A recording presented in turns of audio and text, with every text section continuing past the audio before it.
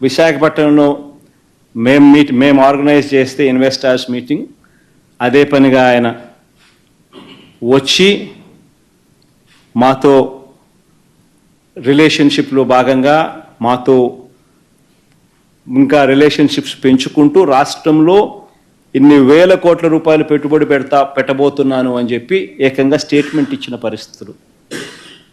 ఆ స్టేట్మెంట్లో భాగంగానే ఫిబ్రవరి 2వ తారీఖునే, అంటే ఫిబ్రవరి 2, ఈ సంవత్సరం 2024 ఫిబ్రవరిలోనే 8 ప్రాజెక్టులు ఆల్రెడీ, ఎథనాల్ ప్రాజెక్టులు ఆల్రెడీ కట్టడం మొదలుపెట్టాడు.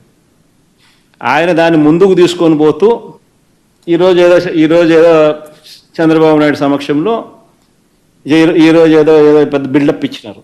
ఏదో రిలయన్స్ 65,000 కోట్ల పెట్టుబడిని ఈరోజు బిల్డప్ ఇచ్చినారు. దాని పునాది పడింది ఆ రోజే.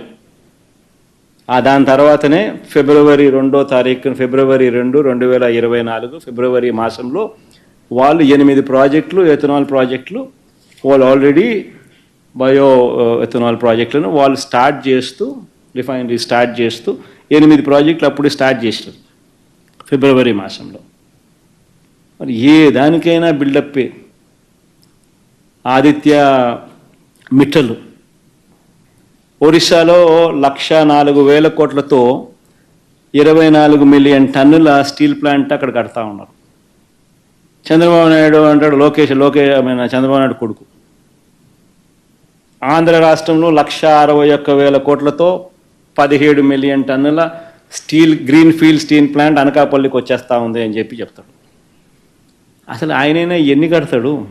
ఆయన లోకేష్ అనే వ్యక్తి స్టేట్మెంట్ ఇచ్చిన వెంటనే ఒరిస్సా మంత్రి, అక్కడి నుంచి బీజేపీ మంత్రి, వెంటనే ఆయన నుంచి రివర్స్ స్టేట్మెంట్, వాళ్ళు ఎక్కడా పోవడం లేదు, మా దగ్గరే ఉన్నారు, 104,000 కోట్లకు సంబంధించిన ప్లాంట్కి సంబంధించి వాళ్ళు ఆల్రెడీ పన్ను మొదలు పెట్టారు ఇప్పుడే అని చెప్పి.